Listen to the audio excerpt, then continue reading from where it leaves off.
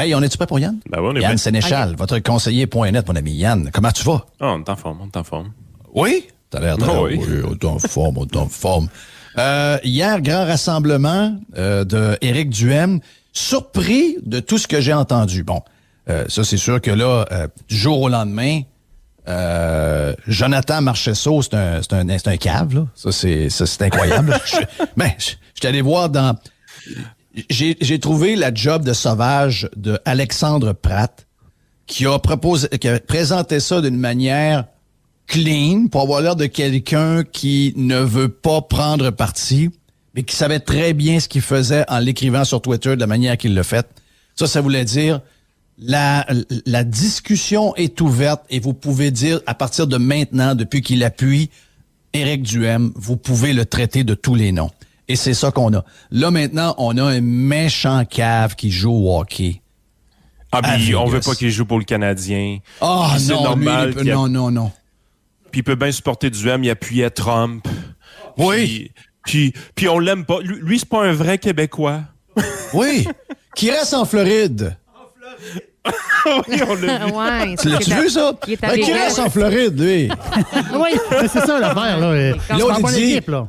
Qui reste avec les rednecks du désert. C'est parce que, d'après moi, Vegas, si tu regardes ta politique, c'est pas mal latino, c'est pas mal démocrate, là. Oui. Il n'y a pas de... Non, d'après moi, tu t'es trompé de place. Là. D'après moi, tu parles du Texas. C'est pas la même place. C'est un bon bout en char. C'est pas la même place. Ah, ils sont spéciaux. Prenons les bonnes affaires. Joanne a été extraordinaire. Oui. Joanne Marcotte a été extraordinaire. La candidate dans ta show a été extraordinaire. Anne a été extraordinaire. Vraiment, il s'entoure de très bons candidats, notre chum Éric. Et candidat. Ben, Éric, c'est pas quelqu'un qui a un complexe d'infériorité. Hein? Il est toujours... il sait qu'il est fort, il sait qu'il est capable de débattre, puis il sait que s'il y a des têtes fortes à l'intérieur de son parti, il va être capable de débattre avec ces têtes fortes-là aussi, parce que c'est un peu la game. Hein? La plupart des dirigeants politiques, ce qu'ils redoutent le plus, c'est des députés ou des ministres à l'intérieur qui deviennent trop influents. Parce que ça veut dire qu'un jour, il y a quelqu'un qui va vouloir être calife à la place du calife. Puis là, les jeux de coulisses, les guerres intestines à l'intérieur d'un parti politique, c'est toujours ça la base de tout. C'est qu'il y a quelqu'un qui veut prendre ta place. L'affaire, c'est que si tu arrives avec une personne qui a un léger complexe d'infériorité par rapport aux autres, ben tu te mets dans une position où est-ce qu'on ne recherche pas à ce moment-là de s'entourer de personnes fortes. On va s'entourer de Benny Oui, de Yes Men, si on veut, de gens qui vont toujours être dans notre bar, qui sont moins forts que nous. On voudra pas être entouré trop de gens qui pourraient éventuellement un jour prendre notre place. Ben ça donne ce que ça donne. La faiblesse des ministres politiques, on peut le voir à l'occasion. C'est assez frappant des fois, là, d'une certaine façon. Puis Éric a pas ce complexe-là. Il est capable de faire face à la musique. Donc, ça lui permet justement de s'entourer de gens qui sont quand même forts autour de lui, là. Mention à Marie-Josée Elie, là. Oui. Qui est la fille de la candidate dans ta show, c'est ça? Extraordinaire. Oui. Moi, j'ai quelqu'un qui était là hier soir que je connais très, très bien. Puis épaté par son... vraiment, là, c'est...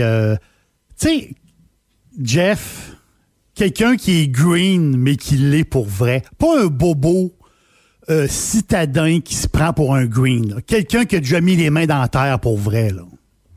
Ben ça, cette personne-là là, est unique. Et bravo à Éric d'avoir découvert... Pas comme un subventionné d'un organisme green, puis que je questionne pour demander après ça s'il y a un char, puis il me dit « Oui, j'en ai un. » Je dis « Combien t'as fait de kilomètres dans ton année? » Il dit « 30 000 kilos. » Oui, c'est ça. Oui, je me souviens de l'entrevue.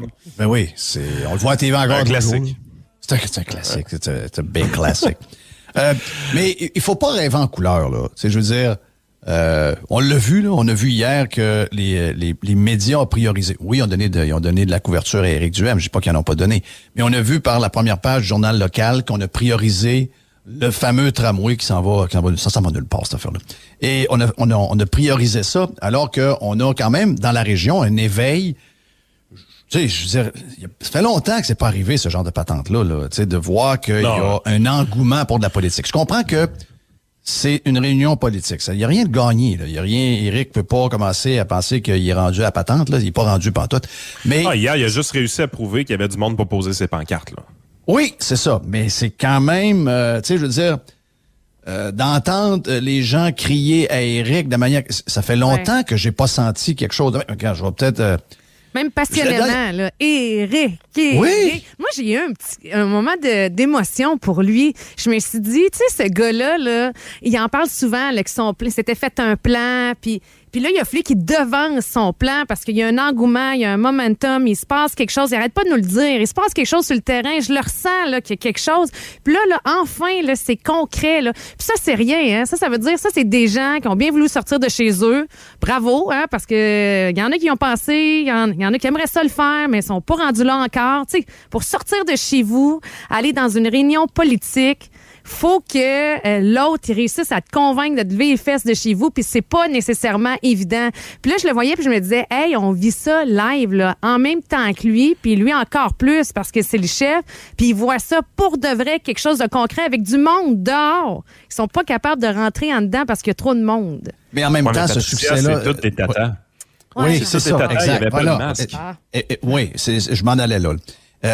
C'est exactement, Yann. C'est là que je voulais aller, c'est-à-dire que là, on le voit que c'est pour vrai. T'sais, on sait que c'est pour vrai. On le filait avant, mais là, on l'a. Là, je sens, tu sais, hier, je lisais, je pense, le texte du Devoir hier soir, je me disais, crif, le journaliste, là, c'est même pas un chroniqueur. Le journaliste, tu sens dans son texte qu'il shake. Il a peur. OK? Il a vraiment peur. Les Montréalais, pas ceux qui nous écoutent, les Montréalais qui écoutent le 98.5 de la Radio-Cac, les Montréalais qui écoutent Guillaume Lepage, les Montréalais qui écoutent Radio-Canada, les Montréalais qui écoutent Mario Dumont à LCN, qui ont pas d'option comme ça à Montréal, et qui se sont fait dire depuis quoi, 5-6 mois, que Éric Duhem, c'est un tata. C'est un dangereux, c'est un gars qui fait rien que parler de la COVID, pis ci, pis ça. Là, m'a dire de quoi, là?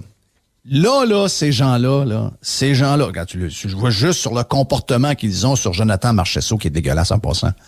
Là, ça va attaquer fort. Ils ont pas besoin, et le plus beau, c'est qu'ils ont pas besoin d'arguments. Ils n'ont pas besoin d'expliquer. Ils n'ont pas besoin de faits. Ils n'ont pas besoin de rien. Ils ont les mots-clés. Ils utilisent. Ce sont des mots, toujours des mots sales, des mots dégueulasses.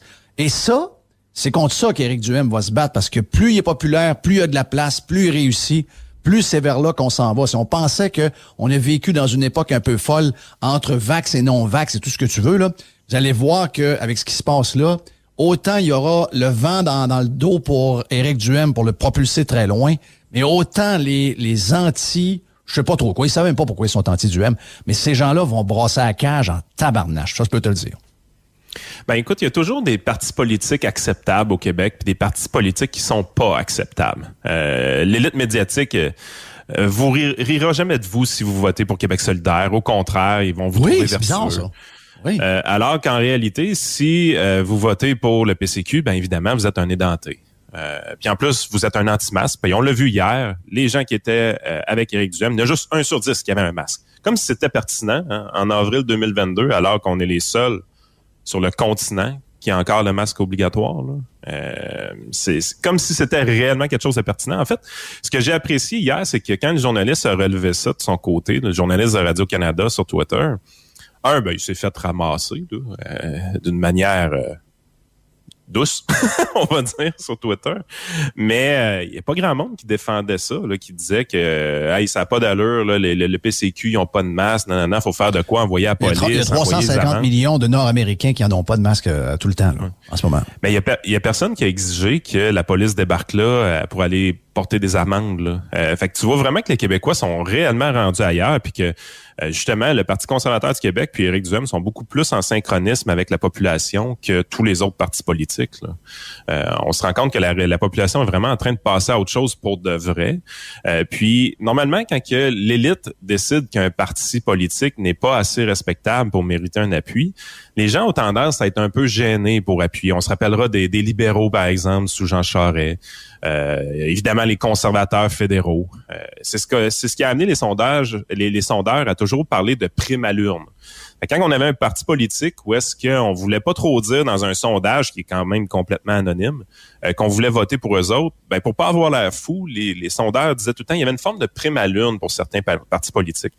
Ce qu'Éric Duhem est en train de casser présentement, c'est que là, les gens s'affichent maintenant publiquement en faveur du Parti conservateur du Québec et ne ressentent aucune aucun jugement de la part de leur entourage. Puis ça, c'est le game changer qui est en train de se passer. C'est le momentum qu'Éric est en train de construire, qui va faire en sorte que s'il rentre avec ce momentum-là en campagne électorale, puis que les gens s'affichent ouvertement, sans gêne, sans complexe, comme étant des conservateurs, comme étant des pros du M, ben ces attaques-là, des journalistes, des élites médiatiques, auront très, très peu d'effet sur Éric Duhem parce que les gens vont le défendre. Ils vont dire, qu'est-ce que tu fais là? Tu sais, il y a des concerts de musique présentement où est-ce que les gens mettent pas vraiment de masque, puis il y a personne qui attaque le gestionnaire de ce concert de musique-là. Mais là, Éric Duhem, là, une personne sur 10 seulement avait des masques. Mais ça colle pas. L'attaque ne colle pas présentement. La vérité, c'est que, merci à Stéphane Lachance qui est candidat contre Éric Kerr. On a reçu une plainte et la police est venue suite à cette plainte-là, mais ils n'ont pu rien faire. Donc, ils nous ont rien fait. Puis on est rendu là.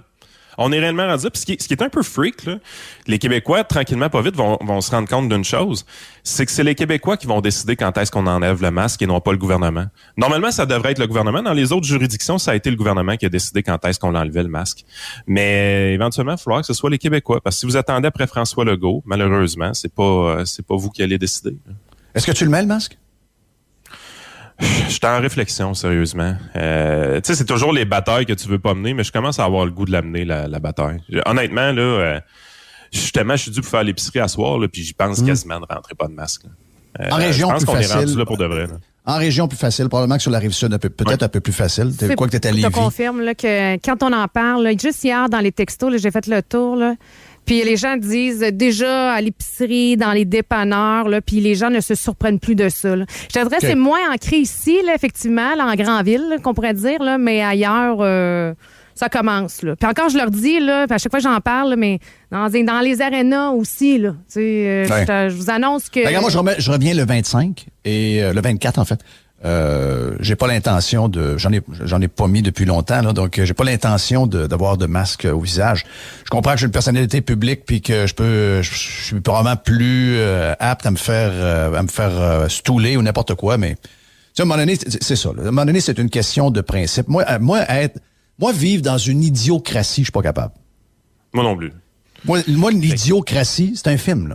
Idiocratie, là, c'est pas la vraie vie, ça, là. C'est pas supposé d'exister, c'est un film.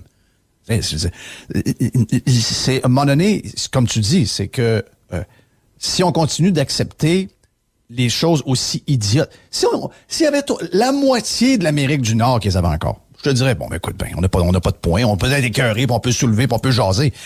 Exact. On est les seuls.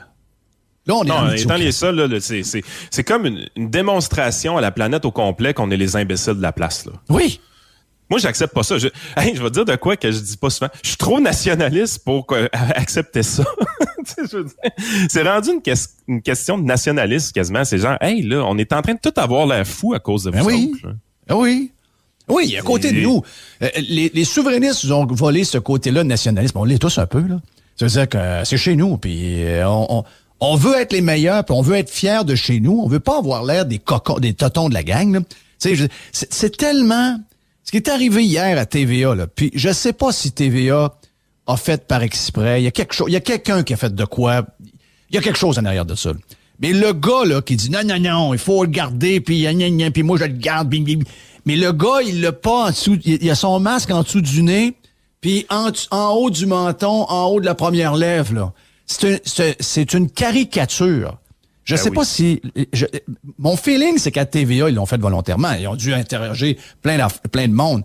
Ils l'ont laissé comme... Et ça a fait, c'est devenu viral sur les réseaux sociaux. Mais ça explique tellement où on est, là. C'est tellement ça, là. Dans l'hypocrisie par de sa tête. L'image. Oui. C'est hypocrite, c'est stupide, c'est anti-science. Et puis, c'est vraiment... lui, il est sûr qu'il est correct, là. Ah. Il est sûr qu'il est correct, le bonhomme, là.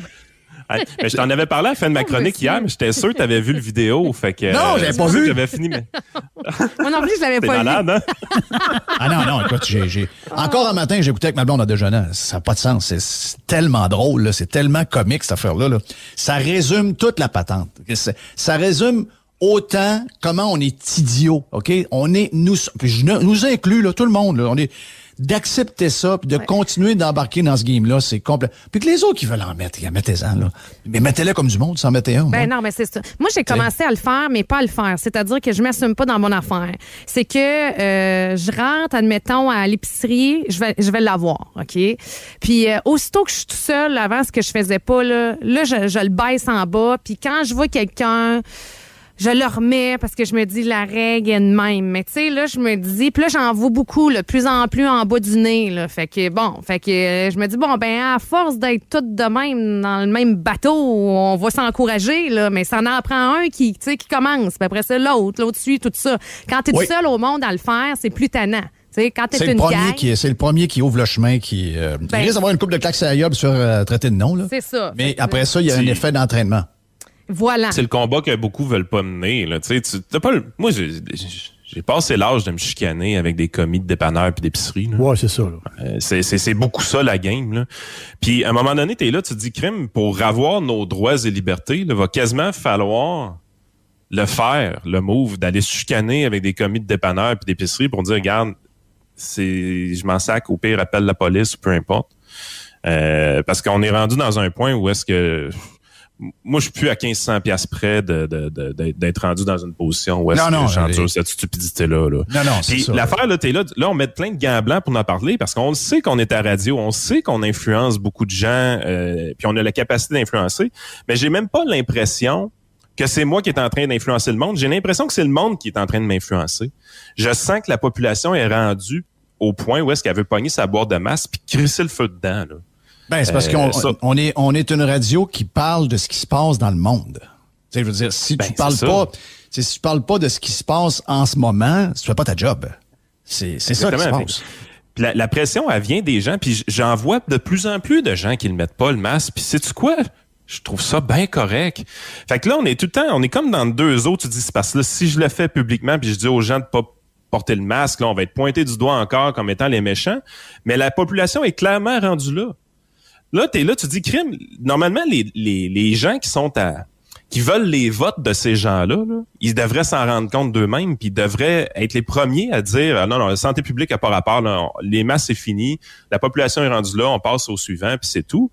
Mais ça arrive pas, parce que soit que nos dirigeants politiques sont trop tata, ou, ce qui est plus logique, honnêtement, c'est qu'il y a une concentration de gens dans une certaine démographie, on va mettre beaucoup de gants blancs pour le dire, qui, eux, veulent encore avoir le masque obligatoire.